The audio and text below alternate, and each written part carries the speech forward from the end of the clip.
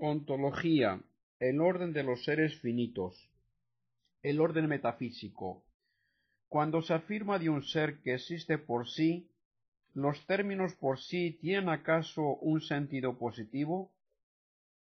Los que afirman que se puede negar el principio de causalidad sin contradecirse se apoyan en el carácter positivo de la expresión por sí.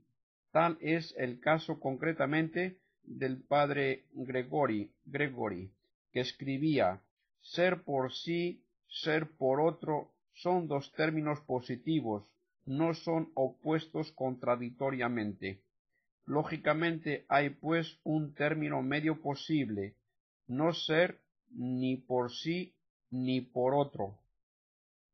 Esta objeción se apoya en un equívoco verbal, pues la expresión por sí gramaticalmente positiva tiene en realidad un sentido puramente negativo. Ser por sí no significa en manera alguna ser por su propia influencia, como ser por otro significa ser por la influencia de otro.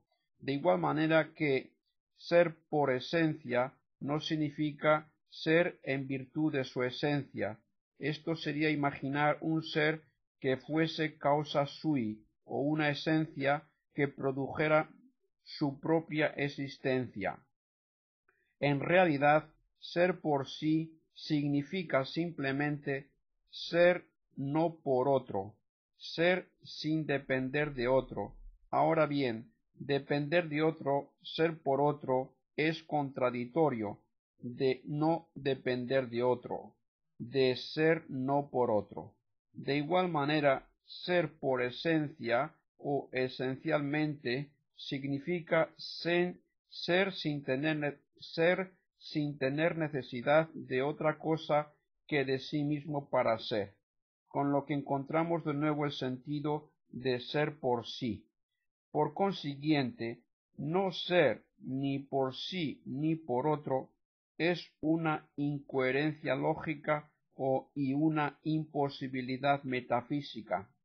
Si se pregunta por qué el absoluto existe, no hay que responder porque la existencia es una consecuencia necesaria de su naturaleza. Hay que responder: el absoluto es porque es, y por ninguna otra razón. Su mismo ser es su razón de ser. No siendo más que ser, sin ninguna restricción, es plenamente inteligible porque es, y no hay más cuestiones que plantearse en torno a él. Y esto no por defecto de explicación, sino por plenitud de explicación, puesto que su mismo ser es la explicación última y la fuente de toda inteligibilidad. ¿Es analítico o sintético el principio de causalidad? Para discutir útilmente esta cuestión, es conveniente establecer bien el sentido de los términos. Se ha visto en epistemología en qué sentido todo juicio verdadero es analítico, debe ser el fruto del análisis del sujeto, y sintético es la síntesis del predicado y del sujeto. En el vocabulario kantiano, un juicio es analítico cuando el predicado está contenido en la esencia del sujeto y se le puede descubrir por el simple análisis lógico de dicho sujeto. Es sintético en el caso contrario.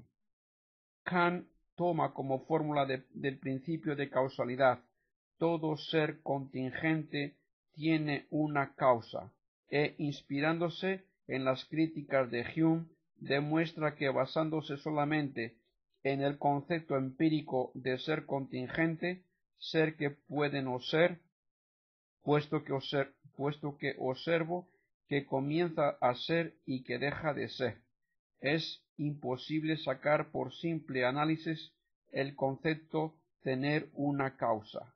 Con ello concluye Kant que el principio de causalidad es una síntesis a priori.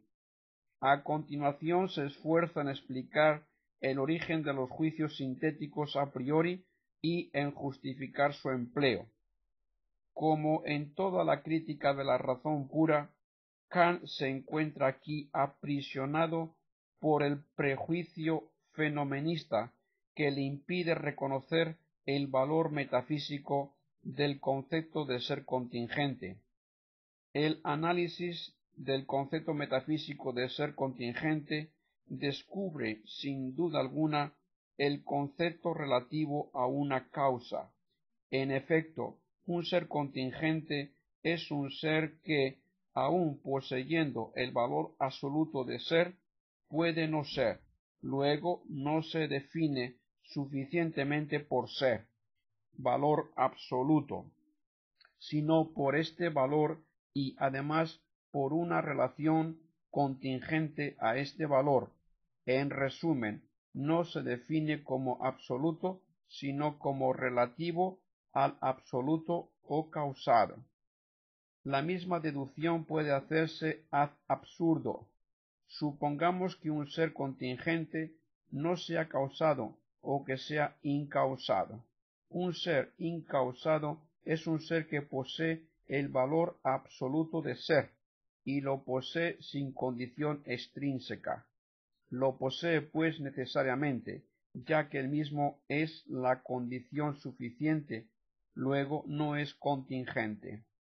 Si consideramos las fórmulas del principio de causalidad a las que ha llegado nuestro estudio, se nos impone la misma condición, la misma conclusión.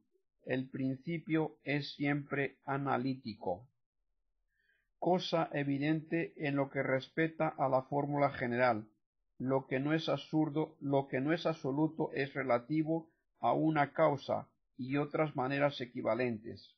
Kant mismo lo reconoce, mas considera estos enunciados como tautológicos e inútiles, lo cual también es verdad para las fórmulas menos generales. Todo ser finito es causado, todo ser cambiante es causado, todo ser activo es causado. La definición metafísica de los conceptos que sirven de sujeto a estos principios comporta siempre, además del valor absoluto de ser, una relación esencial a algo distinto del sujeto, una relatividad real, esto es, en el ser mismo, una dependencia real. Un ser finito es un ser que se opone a otro a la vez que se le asemeja. Un ser cambiante es un ser determinable o alterable, luego definido por su alteridad. Un ser activo es un ser determinable que tiende a superarse. En resumen, el ser finito, cambiante o activo es un ser que no se define suficientemente por ser, sino por ser y además por una indigencia de ser. Y como esta indigencia le define en su mismo ser, le define como un ser no absoluto, sino relativo a lo absoluto. Si pienso como ser lo que es finito, cambiante o activo, la relación de dependencia de este ser en orden a una causa se nos descubre como constitutiva de su misma naturaleza o como esencial. La causa como tal es sin duda extrínseca al ser finito, mas la relación a la causa es intrínseca y esencial, puesto que está implicada en su misma naturaleza ontológica, como condición absolutamente necesaria, hasta el punto de que será contradictorio afirmar que dicho ser existe y negar que sea causado. La misma deducción al absurdo, un ser incausado o absoluto posee el valor absoluto de ser sin condición extrínseca. La posee, pues, sin ninguna relación real, ni oposición a seres semejantes, ni determinabilidad, ni tendencia activa. luego no es finito, sino ni cambiante ni activo. Claro está que si se reduce la noción de juicio analítico a la de un juicio cuyo predicado esté contenido en la definición estricta del sujeto, los principios que acabamos de examinar son todos sintéticos, y con ellos la mayor parte de los principios metafísicos, comenzando por el principio de distinción, el ser es distinto del no ser, que muchos autores llaman principio metafísico de no contradicción. En efecto, ser no se define evidentemente por distinto de no ser. Tal noción de juicio analítico no tiene ningún interés en la discusión sobre el fundamento del principio de causalidad, pues como afirman claramente Lamine y Gregory, se trata de saber si en el principio de causalidad la referencia necesaria del predicado al sujeto resulta de que el predicado esté verdaderamente contenido en el concepto del sujeto, de suerte que no se pueda negar el principio, sin negar por sí mismo sin negar por el mismo hecho el sujeto, esto es, sin contradecirse. Creemos haber demostrado que ocurre precisamente así. Esta conclusión es de una primordial importancia para la metafísica, puesto que no se ve medio de fundamentar el principio de causalidad cuando se le rechaza. Basta para convencerse con leer las explicaciones embarazosas y decepcionantes de quienes lo han intentado. Creemos poder concluir que los primeros principios, comprendido el principio de causalidad, son analíticos en el sentido de que no se los puede negar sin contradecirse, con tal de que se observen dos condiciones. Es necesario que el sujeto se piense en cuanto ser, valor ontológico, inteligible, fundamental, y es necesario también que los términos de estos principios sean debidamente definidos y se relacionen entre sí. Tomemos, por ejemplo, el principio de inteligibilidad. No se pretende que surja el predicado inteligible del análisis del sujeto ser, sin ninguna preparación psicológica. Sólo se afirma que una vez elaborado el concepto inteligible, se descubre que este concepto está implícitamente contenido en el concepto de ser.